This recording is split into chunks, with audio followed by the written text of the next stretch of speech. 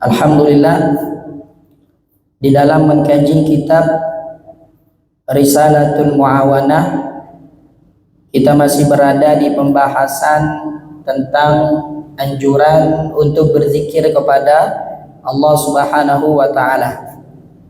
Dan terakhir yang kita kaji adalah tentang zikiran yang dianjurkan untuk kita baca di setiap pagi dan petang. Ada beberapa zikiran yang kita dianjurkan untuk membacanya di waktu pagi dan juga di waktu petang, yakni di waktu sore.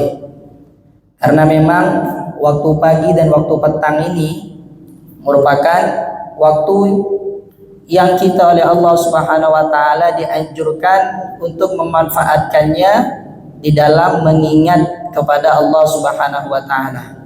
Kita dianjurkan di waktu pagi dan petang untuk memanfaatkannya di dalam bertasbih, bertahlil, bertahmid dan bertakbir kepada Allah Subhanahu wa Ta'ala. Di dalam kitab suci Al-Qur'an, Allah Subhanahu wa Ta'ala berfirman, "Wasabbih bihamdi rabbika qabla tulu'i syamsi wa qabla al-ghurub." Kata Allah Subhanahu wa Ta'ala, bertasbihlah kepada Allah Subhanahu wa Ta'ala sebelum terbitnya matahari dan sebelum terbenamnya matahari. Kata Allah, sebelum terbit matahari maka manfaatkan waktu sebelum terbitnya matahari dengan bertasbih kepada Allah. Begitu juga sebelum terbenamnya matahari. Perintah dari Tuhan kita Allah Subhanahu wa Ta'ala. Nah, maka zikiran yang disebutkan oleh Al-Habib Abdullah bin Ali Al-Haddad di dalam kitab Risalatul Mu'awanah untuk kita baca di setiap pagi dan petang itu ada 3, Pak. Yang kemarin udah kita bahas. Yang pertama adalah membaca Subhanallah wa bihamdihi sebanyak 100 kali. Yang kedua membaca Subhanallah walhamdulillah wa la ilaha illallah wallahu akbar juga sebanyak 100 kali. Dan yang ketiga membaca la ilaha illallah wahdahu la syarika la lahul mulku wa lahul hamdu wa huwa ala kulli syai'in qadir. Dibaca juga setiap hari sebanyak 100 kali di waktu pagi dan di waktu petang. Dan keutamaannya udah kita bahas tentang zikiran-zikiran yang kita sebutkan barusan. Keutamaannya udah kita bahas pada pertemuan sebelumnya. Nah, dan kemudian setelah beliau menerangkan panjang lebar tentang anjuran berzikir kepada Allah Subhanahu wa Ta'ala, menerangkan kepada kita tentang perlunya bagi kita untuk memiliki wiritan di dalam berzikir kepada Allah Subhanahu wa Ta'ala, maka kata beliau yang terakhir, jangan lupa untuk menjadikan bersalawat dan bersalam kepada baginda Rasulullah sallallahu alaihi wasallam sebagai salah satu wiritan kita. Jadikan bersalawat dan bersalam kepada baginda Rasulullah sallallahu alaihi wasallam merupakan salah satu zikiran yang kita istiqamahkan, kita baca setiap sehari semalam. Allah Subhanahu wa Ta'ala di dalam kitab suci Al-Qur'an berfirman, "Innallaha wa malaikatahu yusalluna 'alan nabi ya ayyuhalladzina amanu sallu 'alaihi wa sallimu taslima." Yang artinya sesungguhnya Allah dan para malaikatnya Allah itu bersalawat kepada Nabi.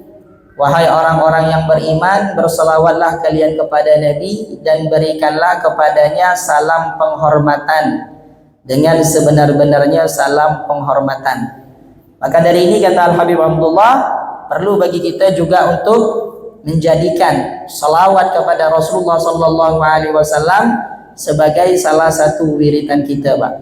Nah, kenapa?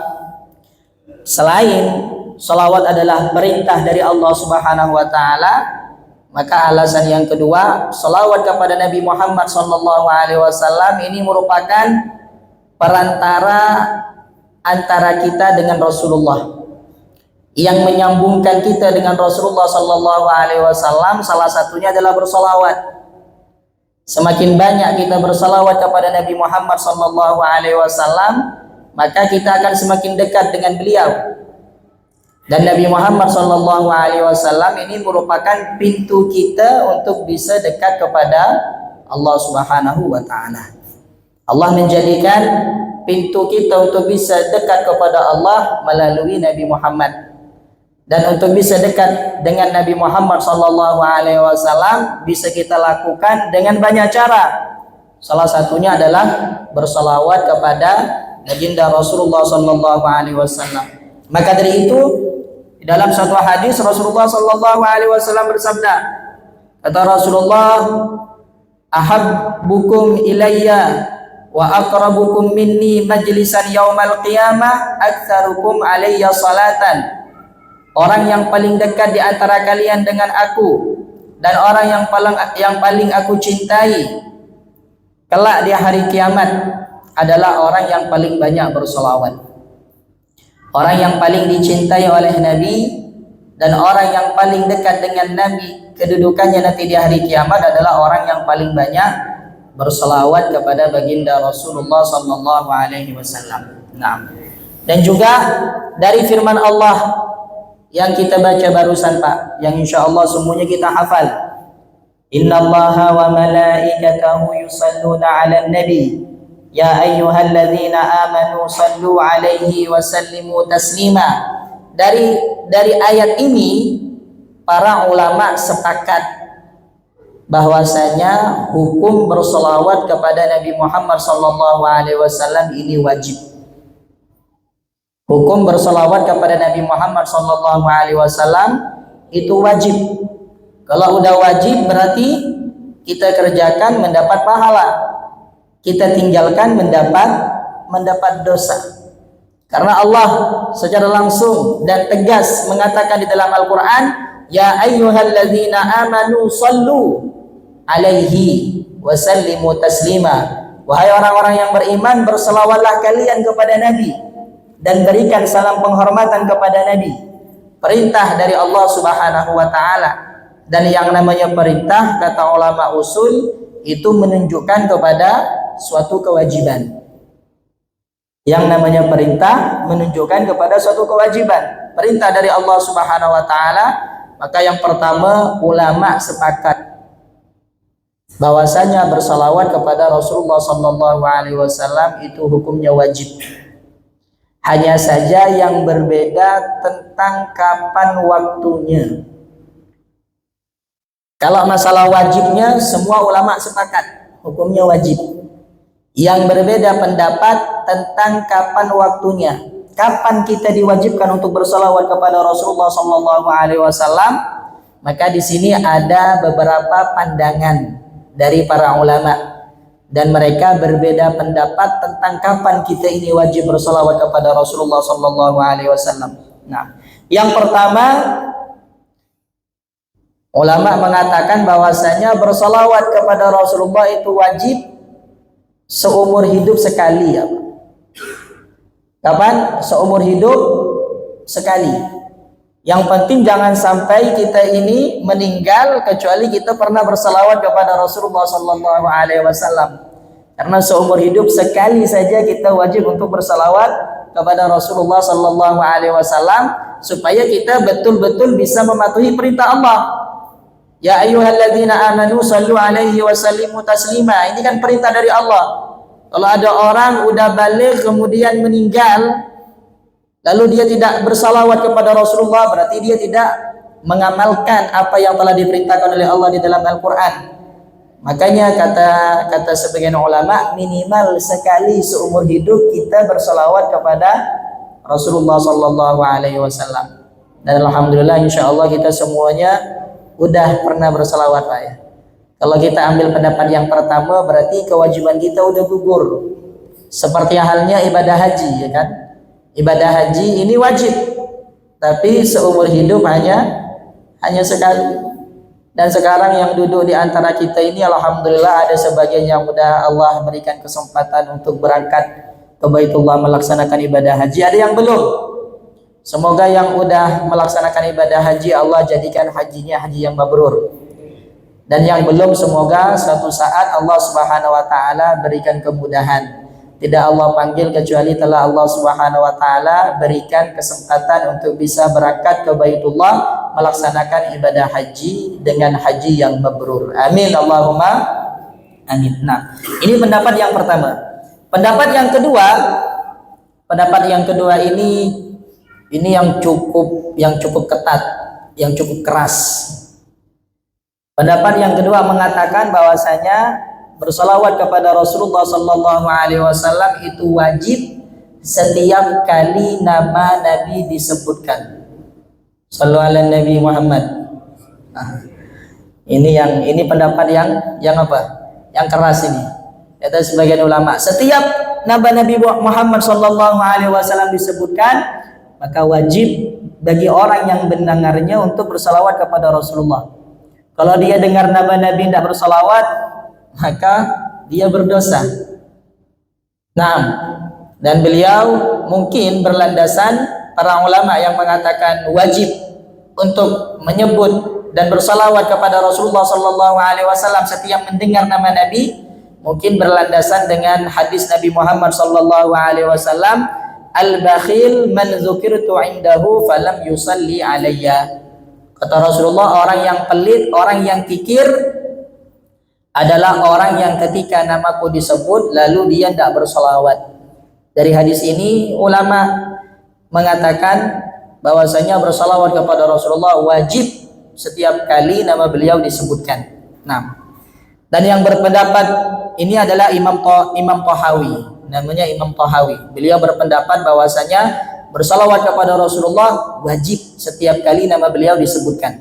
Nah, dan ini tentunya berat bagi kita, Pak ya. Setiap dengar nama Nabi salawat, setiap dengar nama Nabi salawat. Walaupun kita pecinta salawat kepada Rasulullah sallallahu alaihi wasallam, tapi kalau kita pikir dalam satu majelis ini udah berapa kali nama Nabi Muhammad disebutkan? Nah, apakah kita setiap kali mendengar nama Nabi Muhammad bersalawat kepada beliau? Ada yang mampu untuk melakukan itu, tapi mayoritas merasa berat. Nah, makanya nanti dijelaskan oleh ulama bahwasanya pendapat yang kedua ini bertolak belakang dengan sepakat para ulama. Tapi ini suatu pendapat yang disebutkan oleh ulama, walaupun pendapatnya ini ditentang banyak oleh ulama. Para ulama kebanyakan lebih condong mengatakan bahwasanya bersalawat kepada Nabi ketika mendengar nama beliau itu hukumnya sunnah, tidak wajib. Hanya Imam Tahawi saja, salah satu di antara ulama yang mengatakan wajib. Ini mungkin saking cintanya beliau kepada Rasulullah sehingga haus untuk selalu berselawat kepada Nabi Muhammad. Setiap kali mendengar nama Nabi Muhammad, beliau berselawat sampai beliau berpendapat wajib untuk berselawat kepada Nabi kalau disebutkan nama beliau. Masya Allah, tabarakallah. Nah. Dan yang ketiga, ini pendapat yang ketiga. Pendapat yang ketiga menyebutkan bahwasanya berselawat kepada Nabi Muhammad sallallahu alaihi wasallam itu hukumnya wajib pada dua tempat. Pada dua tempat. Yang pertama, di setiap salat ketika berada di tasyahud akhir. Di setiap salat ketika berada di tasyahud akhir, di situ wajib bagi kita untuk berselawat. Kenapa? Karena selawat kepada Rasulullah di dalam salat termasuk daripada rukun salat. Kalau ada orang salat kemudian tidak berselawat kepada Rasulullah, maka salatnya tidak sah. Betul atau tidak?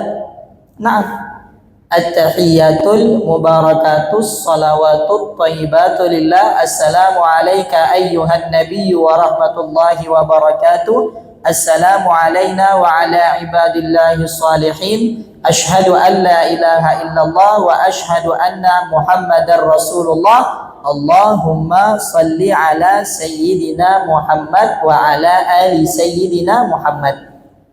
Kalau ada orang salat, Assalamu alayka ayyuhan nabiyyu wa rahmatullahi wa barakatuh. Assalamu alayna wa ala ibadillahi salihin. Ashhadu an la ilaha illallah wa ashhadu anna Muhammadar Rasulullah. Assalamu alaikum warahmatullah. Assalamu alaikum warahmatullah. Wah, maka sekarang sholatnya tidak sah, sholatnya batal.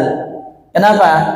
Karena dia tidak bersolawat kepada Rasulullah sallallahu alaihi wasallam di tasyahud akhirnya. Dan ini pendapatnya Imam Syafi'i. Imamnya kita, beliau mengatakan wajib untuk berselawat kepada Nabi Muhammad sallallahu alaihi wasallam, wajib untuk berselawat kepada Nabi Muhammad sallallahu alaihi wasallam di setiap salat ketika kita berada di tasyahud akhir. Kalau di tasyahud awal tidak wajib, sunnah, karena tasyahud awalnya, duduk di tasyahud awal itu hukumnya sunnah, tidak wajib. Kalau ada orang lupa tasyahud awal maka tidak masalah, diganti dengan sujud sahwi. Tapi di tasyahud akhir ini yang wajib, yang rukun adalah tasyahud akhir. Ini yang pertama. Yang kedua, bagi khatib Jumat ketika berkhutbah. Nah, bagi khatib Jumat ketika berkhutbah wajib untuk bersalawat kepada Rasulullah sallallahu alaihi wasallam. Karena bersalawat kepada Rasulullah termasuk daripada rukun khutbah. Betul atau enggak? Rukun khutbah ada berapa, Bapak? Di dalam berkhutbah Jumat rukunnya ada 5. Ya kan? Rukunnya ada 5. Yang pertama membaca hamdalah, yang kedua bersalawat, yang ketiga wasiat taqwa. Ini 3 rukun harus ada di khutbah pertama dan di khutbah kedua. Membaca alhamdulillah, bersalawat, dan berwasiat taqwa harus ada di rukun pertama dan di rukun kedua. Yang keempat adalah membaca Al-Quran. Membaca Al-Quran ini boleh kita pilih. Mau dibaca di khutbah pertama boleh, mau dibaca di khutbah kedua pun juga boleh. Yang keempat ini.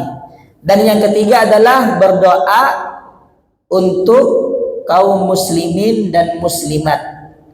Dan doanya harus berkaitan dengan akhirat. Allahumma ghafir lil mu'minina wal muslimat wal mu'minin wal mu'minat. Ini kan ampunan yang bakal kita dapatkan nanti di akhirat. Dan rukun yang kelima ini harus dilakukan di khutbah yang kedua, tidak bisa di khutbah yang pertama. Nah, 5 rukun khutbah: hamdalah, salawat kepada Rasulullah sallallahu alaihi wasallam. Maka kalau ada khatib Jumat tidak bersalawat kepada Rasulullah, maka khutbahnya tidak sah. Khutbahnya tidak sah. Jadi dianggap pidato biasa, bukan khutbah Jumat.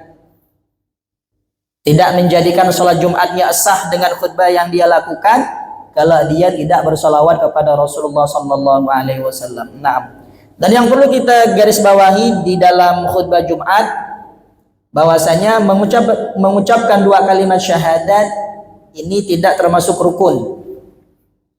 Mengucapkan 2 kalimat syahadat tidak termasuk rukun. Walaupun kita dianjurkan ketika berkhutbah bersyahadat, tapi tidak termasuk rukun. Karena mungkin ada sebagian orang yang tidak paham ketika dengar khatib tidak baca syahadat, oh tadi khutbahnya tidak sah. Kenapa? Tidak baca 2 kalimat syahadat. Nah, perlu kita pahami bahwasanya membaca 2 kalimat syahadat tidak termasuk rukun khutbah. Rukun khutbah hanya 5. Membaca hamdalah, bersalawat, wasiat taqwa, membaca ayat Al-Quran di salah satu 2 khutbah, dan membaca doa untuk umat Islam dalam hal keuntungan akhirat di khutbah yang kedua. Nah, maka bersalawat kepada baginda Rasulullah sallallahu alaihi wasallam hukumnya wajib kalau ada khatib yang berkhutbah Jumat. Karena kalau dia tidak bersalawat khutbahnya tidak sah. Nah, maka ini merupakan yang disebutkan oleh ulama tentang hukum bersalawat kepada baginda Rasulullah sallallahu alaihi wasallam, yang kita katakan sepakat para ulama bahwasanya hukum bersalawat kepada Nabi itu wajib. Hanya saja berbeda pendapat tentang masalah waktunya. Pendapat pertama mengatakan sekali seumur hidup. Pendapat yang kedua, setiap kali nama Nabi Muhammad disebutkan wajib bersalawat. Pendapat yang ketiga, wajib bersalawat kepada Nabi Muhammad hanya ketika kita berada di dalam salat, tepatnya di tasyahud terakhir, dan ketika khatib berkhutbah Jumat. Pada 2 khutbah harus bersalawat kepada Nabi Muhammad sallallahu alaihi wasallam. Nah, dan di selain keadaan ini, maka kita tetap dianjurkan memperbanyak bersalawat dan juga bersalam kepada Nabi Muhammad sallallahu alaihi wasallam. Nah, Arti salawat itu apa, Pak? Arti salawat kepada Nabi Muhammad sallallahu alaihi wasallam. Arti salawat kepada Nabi Muhammad ini berbeda-beda, tergantung dari siapa salawat itu datang. Kalau salawat itu datangnya dari Allah, maka maknanya adalah rahmat yang diiringi dengan rasa ta'zim. Kalau Allah bersalawat kepada hambanya, artinya Allah memberikan rahmat kepada hamba itu. Kalau salawat datangnya dari malaikat, maka artinya istighfar. Kalau malaikat itu bersalawat kepada seorang hamba, maka artinya malaikat itu memohonkan istighfar kepada Allah untuk hamba itu. Ya Allah, ampunilah hamba ini. Ini makna salawatnya malaikat. Kalau salawat itu datangnya dari manusia, dari kita, maka artinya adalah doa.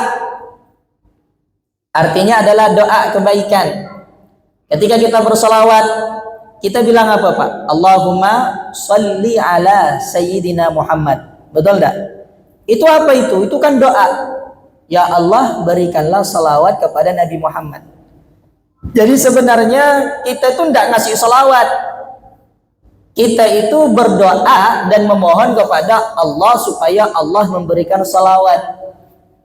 Sedangkan kita tidak bersalawat kepada Nabi Muhammad sallallahu alaihi wasallam atau kepada yang lainnya. Kita itu meminta agar supaya Allah yang bersalawat kepada Nabi Muhammad, dalam artian agar supaya Allah memberikan rahmah yang diiringi dengan rasa ta'zim kepada Nabi Muhammad sallallahu alaihi wasallam. Maka ini makna daripada salawat yang disebutkan oleh ulama.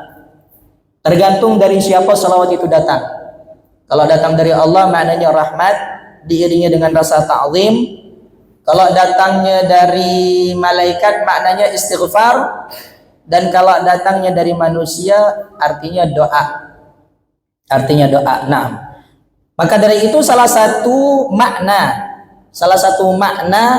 bahwasanya salawat ini diterima walaupun kita bacanya dengan riya, sebagaimana yang ditanyakan sama salah satu jamaah kemarin, ya kan? Apa artinya dan maksud daripada salawat itu adalah amalan yang pasti diterima oleh Allah walaupun kita membacanya dalam keadaan riya. Padahal kita tahu bahwasanya zikir yang paling afdal adalah la ilaha illallah. Kalau kita baca la ilaha illallah dengan perasaan riya, maka tidak diterima. Tapi kalau kita bersolawat kepada Nabi Muhammad sallallahu alaihi wasallam dalam keadaan riya pun kita diterima. Maka kata ulama, maknanya diterima salawat kita kepada Rasulullah sallallahu alaihi wasallam walaupun dalam keadaan riya, maknanya bahwasanya salawat yang kita sampaikan ini akan sampai kepada Rasulullah sallallahu alaihi wasallam dampaknya. Karena kita kan berdoa, ya Allah, berikanlah salawatmu kepada Nabi Muhammad. Dalam keadaan riya kita bilang seperti itu, ya Allah, berikanlah salawatmu kepada Nabi Muhammad, maka doa itu akan diterima oleh Allah. Dan salawat yang kita minta kepada Allah untuk diberikan kepada Nabi Muhammad akan disampaikan oleh Allah kepada Nabi Muhammad. Kalau kita riya bacanya, kita tidak dapat pahala, cuma diterima oleh Allah. Diterima untuk siapa? Untuk Nabi Muhammad sallallahu alaihi wasallam. Sedangkan kita tidak dapat pahala kalau riya. Tapi doanya tadi itu diterima oleh Allah, maka Allah akan memberikan rahmatnya kepada Nabi Muhammad karena kita bersalawat kepada Rasulullah sallallahu alaihi wasallam, sedangkan kita tetap tidak dapat pahala kalau membacanya dengan riya. Ini salah satu makna yang disebutkan oleh ulama. Makna salawat itu diterima walaupun kita bacanya dalam keadaan riya. Jadi makna diterima itu bukan kita dapat pahala. Kita tidak dapat pahala, tapi salawat yang kita panjatkan kepada Allah untuk diberikan kepada Nabi Muhammad diterima oleh Allah, dan itu menjadi penyebab Rasulullah mendapatkan rahmat dari sisi Allah Subhanahu wa taala. Nah, dan lambat laun dengan itu pun nanti otomatis kalau seandainya Rasulullah lihat beliau mendapatkan rahmah dari sisi Allah gara-gara salawat kita, walaupun kita membacanya dengan riya, pasti Rasulullah tidak akan membiarkan kita. Pasti Rasulullah sallallahu alaihi wasallam akan minta kepada Allah supaya Allah membersihkan hati orang ini sehingga kapan-kapan bersalawatnya dalam keadaan ikhlas. Sehingga kapan-kapan bersolawatnya dalam keadaan ikhlas, mengharapkan keridhaan Allah dan mengharapkan syafaat dari Nabi Muhammad sallallahu alaihi wasallam. Nah, dan tentang keutamaan bersolawat kepada Nabi Muhammad maka tidak perlu kita bahas lagi, Pak. Udah sering kita dengar tentang keutamaan di dalam bersolawat kepada baginda Rasulullah sallallahu alaihi wasallam. Cukup untuk menjadi bukti bahwasanya bersolawat kepada Rasulullah sallallahu alaihi wasallam adalah amalan yang paling luar biasa, bahwasanya Allah sebelum memerintahkan kita untuk bersolawat kepada Rasulullah, Allah lebih dahulu mengabarkan bahwasanya Allah dan para malaikatnya bersolawat kepada Nabi Muhammad. Innallaha wa malaikatahu yusalluna 'alan nabi, mengabarkan dulu bahwasanya Allah dan para malaikatnya Allah bersalawat kepada Nabi. Baru setelah itu Allah perintahkan kita juga ikut andil di dalam bersalawat. Ya ayyuhalladzina amanu sallu alaihi wa sallimu taslima. Nah. Dan juga yang perlu kita pahami bahwasanya selain bersalawat kepada Rasulullah sallallahu alaihi wasallam, kita juga dianjurkan untuk bersalam. Jangan hanya bersalawat, tapi juga bersalam. Jangan kita bilang Allahumma sholli ala Sayyidina Muhammad wa ala ali Sayyidina Muhammad, cukup. Karena tidak lengkap kalau kita bersalawat kepada Rasulullah lalu tidak bersalam. Lihat firman Allah Subhanahu wa taala dalam Al-Qur'an, ya ayyuhalladzina amanu shallu alaihi wa sallimu taslima. Wahai orang-orang yang beriman, bersalawatlah kalian kepada Nabi wa sallimu, dan bersalam. Jangan hanya bersalawat, tapi juga bersalam. Selain kita diperintahkan untuk bersalawat, kita juga diperintahkan untuk bersalam. Maka salawat yang sempurna itu kita katakan Allahumma sholli ala Sayyidina Muhammadin wa ala alihi wa sahbihi wa sallim. Jadi kita juga bersalam. Selain bersalawat, kita bersalam. Walaupun kalau kita bilang Allahumma sholli ala Sayyidina Muhammad, kita dikatakan bersalawat, tapi salawat kita tidak sempurna kalau tidak diiringi dengan bersalam kepada Nabi Muhammad sallallahu alaihi wasallam. Nah, artinya salam itu apa? Ketika kita bersalam kepada Nabi Muhammad, arti salam itu kalau secara bahasa adalah penghormatan yang kita berikan kepada seseorang. Salam itu artinya at-tahiyyah, yaitu penghormatan. Ketemu sama orang kita bilang apa, Pak? Assalamualaikum, sebagai bentuk penghormatan, menyapa orang dan memberikan penghormatan dengan mengucapkan assalamualaikum. Nah, dan di dalam agama Islam cara kita menghormati orang yaitu tadi dengan mengucapkan salam. Berbeda dengan umat-umat terdahulu. Kalau umat-umat terdahulu itu mereka menghormati orang lain lebih-lebih yang lebih mulia dari mereka dengan cara bersujud. Orang dulu kalau kepengen menghormati orang yang lebih mulia daripada mereka dengan cara bersujud. Tapi kita sebagai umat Nabi Muhammad, dengan siapapun kita ingin memberikan penghormatan, baik dengan orang yang lebih rendah daripada kita, atau dengan orang yang setara dengan kita, atau dengan orang yang lebih tinggi daripada kita mengucapkan assalamualaikum. Kita bersolawat, yakni kita meminta supaya Allah memberikan penghormatan kepada Nabi Muhammad. Kita bersalam kepada Nabi Muhammad, mengatakan Allahumma sholli wa sallim, yakni kita meminta kepada Allah selain memberikan rahmatnya juga memberikan salam penghormatannya kepada Nabi Muhammad sallallahu alaihi wasallam. Nah, maka penghormatan yang kita berikan kepada sesama manusia, lebih-lebih kepada mereka orang Islam, tentunya kepada umat Islam, adalah dengan mengucapkan salam, assalamualaikum. Kalau dulu pakai sujud, Pak.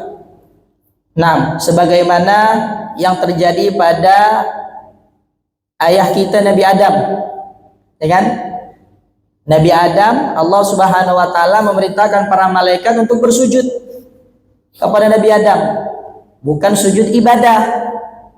Tidak mungkin Allah Subhanahu wa taala memerintahkan kepada hambanya untuk beribadah kepada selain Allah. Makna sujud yang Allah perintahkan kepada malaikat untuk Nabi Adam adalah sujud penghormatan, bukan sujud ibadah. Nah, Nabi Yakub dan anak-anaknya ketika masuk ke kota Mesir bertemu dengan Nabi Yusuf, yang mana ketika itu Nabi Yusuf menjadi pejabat tertinggi di kota Mesir. Nah, Nabi Yakub ketika masuk ke kota Mesir bersujud kepada Nabi Yusuf. Nabi Yakub ketika masuk ke kota Mesir bersujud, padahal beliau adalah abahnya, ya kan? Nabi Yakub adalah abahnya Nabi Yusuf, karena memang posisinya di situ dia sebagai pejabat. Nah, akhirnya bersujud penghormatan sebagai bentuk penghormatan. Begitu juga dengan saudaranya yang lain. Karena Allah Subhanahu wa taala yang berfirman di dalam Al-Qur'an menceritakan mimpinya Nabi Yusuf, "Ya abati inni ra'aitu ahada asyara kaukaba wasyamsa wal qamara ra'aituhum li sajidin." Wahai ayahku, aku melihat matahari dan bintang, matahari dan bulan dan 11 bintang semuanya bersujud kepada aku. Siapa mereka itu? Nabi Yakub, istrinya, dan juga saudaranya Nabi Yusuf, anak-anaknya Nabi Yakub. Bersujud kepada Nabi Yusuf sebagai bentuk penghormatan, bukan ibadah. Maka dulu penghormatannya dengan cara apa? Dengan cara bersujud. Tapi sekarang tidak boleh. Kalau kita mau menghormati orang dengan cara bersujud, hukumnya haram. Kalau kita niat untuk menyembah dia, hukumnya murtad. Na'udzubillah. Ada orang tiba-tiba sujud sama orang lain. Kita lihat dulu niatnya apa? Niatnya untuk menghormati dia, haram, tidak boleh. Karena di dalam Islam sekarang penghormatannya diganti dengan memberikan salam. Kenapa kok engkau bersujud ke dia? Oh, aku mau nyembah dia. Dia orang Masya Allah, tabarakallah. Ini murtad, na'udzubillah, keluar dari agama Islam. Dia termasuk daripada orang yang menyekutukan Allah Subhanahu wa taala dengan sujud yang dia lakukan. Nabi Muhammad sallallahu alaihi wasallam pernah suatu ketika didatangi oleh sahabat Mu'adz bin Jabal. Sahabat Mu'adz bin Jabal ini dia datang dari negeri Syam, dari negeri Romawi, berdagang di sana. Lihat bahwasanya orang-orang yang ada di Romawi itu ketika menghormati rajanya, mereka menghormati dengan cara bersujud. Kata sahabat Mu'adz bin Jabal, Rasulullah lebih berhak untuk aku sujuti sebagai bentuk penghormatan. Pas pulang ke Madinah, ketemu Rasulullah, tiba-tiba langsung bersujud. Kata Rasulullah, "Ma hadza ya Mu'adz? Apa yang kamu lakukan ini wahai Mu'adz?" "Ya Rasulullah, aku lihat orang-orang Romawi mereka menghormati raja-raja mereka dengan cara bersujud, maka kata aku, engkau lebih berhak untuk aku hormati dengan bersujud daripada mereka." Kata Rasulullah sallallahu alaihi wasallam, tidak boleh menghormati orang lain dengan cara bersujud. Di dalam syariatku itu diharamkan. Tapi kata Rasulullah, "Lau kuntu amiran ahadan ay yasjuda li ahadin la amartul mar'ata an tasjuda li zawjiha." Kalau memang aku ini memerintahkan orang untuk bersujud kepada orang lain, maka yang akan aku perintahkan adalah istri untuk bersujud kepada suaminya. Sujud penghormatan. Ini saking besarnya hak seorang suami, maka wanita itu kata Rasulullah perlu untuk bersujud kepada suaminya sebagai bentuk penghormatan. Kalau memang dihalalkan di dalam syariatku, tapi tidak dihalalkan, tidak boleh. Kalau memang boleh, maka istri yang aku perintahkan untuk bersujud kepada suaminya sebagai bentuk penghormatan. Tapi itu tidak boleh. Kata Nabi Muhammad sallallahu alaihi wasallam, yang pada intinya kita ketika bersalawat kepada Rasulullah sallallahu alaihi wasallam juga harus bersalam. Bahkan ada ulama yang mengatakan kalau kita bersalawat kepada Nabi tidak pakai salam, maka hukumnya makruh. Bersalawat kepada Rasulullah tidak pakai salam, hukumnya makruh. Supaya kita tidak dihukumi makruh, ketika bersalawat iringi dengan salam. Allahumma salli wa sallim ala sayyidina Muhammadin wa alihi wa sahbihi. Atau Allahumma salli ala sayyidina Muhammadin wa ala alihi wa sahbihi wa sallim. Maka kita memohon kepada Allah Subhanahu wa taala, semoga Allah Subhanahu wa taala memberikan kepada kita kemudahan untuk bisa membasahi lisan ini dengan memperbanyak bersalawat dan bersalam kepada baginda Rasulullah sallallahu alaihi wasallam, agar supaya kita bisa menjadi umat yang paling dicintai oleh Nabi dan umat yang paling dekat kedudukannya dengan beliau kelak di hari kiamat. Amin ya rabbal alamin. Wallahu alam bissawab. Tinggal 3 menit, kalau ada pertanyaan dipersilahkan. Ya. Semua orang bisa memang ditentukan oleh Allah memiliki nah, semuanya Ustaz. Insya Allah akan banyak orang yang berselawat kemudian tidak terganggu terjadi di dalam Quran itu ada. Hah? Pertanyaannya? Ada di situ ada di situ. Berselawat itu ada dengan obat tidak tinggi insya Allah dari situ berselawat. Memang orang tinggi itu. Nah, tentunya secara umum semua amal ibadah tidak mungkin orang bisa melakukannya kecuali Allah Subhanahu wa taala pilih dia. Jadi ibadah ini, Pak, ketaatan itu secara hakikat adalah undangan yang Allah berikan kepada kita. Allah yang undang kita sehingga kita bisa hadir. Saya nanya, kalau seandainya tetangga kita ngadakan acara, kita tidak diundang, hadir tidak kita? Di depan rumah kita ngadakan acara selamatan, tapi kita tidak diundang, hadir tidak kita, Pak? Tidak hadir. Kenapa? Karena tidak diundang. Walaupun kita tahu di situ, oh bakal makan kambing misalnya, bakal makan ayam, bakal makan buah-buahan, tapi kalau tidak diundang, tidak hadir. Ada yang dari jauh dia hadir, dari jauh padahal ke acara itu dia hadir. Kenapa? Karena diundang. Karena diundang. Nah, makanya secara hakikat semua ibadah itu adalah undangan dari Allah Subhanahu wa taala. Nah, hadirnya kita ke majelis ini undangan dari Allah. Kalau Allah Subhanahu wa taala tidak undang, tidak hadir. Salat kita berjamaah 5 waktu di masjidnya Allah, undangan dari Allah. Kalau Allah tidak undang, tidak bakal hadir. Banyak orang yang mungkin lebih kuat, banyak orang yang mungkin lebih sehat, banyak orang yang mungkin lebih banyak waktu luangnya, tapi ketika datang salat 5 waktu di masjid tidak bisa hadir. Ada orang yang tua renta, ada orang masya Allah tabarakallah ini kan jemaah nih pakai kursi roda datang ke sini. Kenapa? Diundang oleh Allah Subhanahu wa taala. Banyak yang sehat-sehat tidak hadir, tidak diundang. Makanya la haula wala quwwata illa billah. Apa artinya la haula? La haula, tidak ada yang mampu mencegah kita untuk melakukan kemaksiatan, wala quwwata, dan tidak ada yang mampu memberikan kita kekuatan untuk melakukan ketaatan illa billah, kecuali dari Allah. Hakikatnya yang ngasih kita kekuatan beribadah Allah, yang memberikan kita terjerumus dari kemaksiatan sebenarnya juga Allah Subhanahu wa taala. Maka kita kembalikan kepada Allah, minta kepada Allah supaya Allah memberikan kita kekuatan untuk melakukan ketaatan, minta juga kepada Allah supaya kita diberikan kekuatan untuk meninggalkan kemaksiatan. Secara umum, baik bersolawat kepada Rasulullah ataupun ibadah-ibadah yang lainnya. Maka semoga Allah Subhanahu wa taala memberikan kita kekuatan di dalam beribadah kepada Allah, memberikan kekuatan di dalam meninggalkan maksiatnya Allah secara zahir dan batin. Amin Allahumma amin. Ala hadhihi niyyah wa ala kulli niyatin salihah wa ala man wa salafuna salih wa ala man waqtu zaman wa ala man wa syekhuna al-habib Umar wa ma alim Allah Subhanahu wa taala min niyatin salihah al-musila ila ridwanillahu al-murafaqa bi Rasulillah sallallahu alaihi wa alihi wasallam ظاهرا وباطنا في خير ولطف وعافية وإلى حضرة النبي محمد صلى الله عليه وآله وصحبه وسلم. الفاتحة. أعوذ بالله من الشيطان الرجيم. بسم الله الرحمن الرحيم. الحمد لله رب العالمين الرحمن الرحيم مالك يوم الدين إياك نعبد وإياك نستعين اهدنا الصراط المستقيم صراط الذين أنعمت عليهم غير المغضوب عليهم ولا الضالين. سبحانك اللهم وبحمدك أشهد أن لا إله إلا أنت أستغفرك وأتوب إليك. السلام عليكم ورحمة الله وبركاته.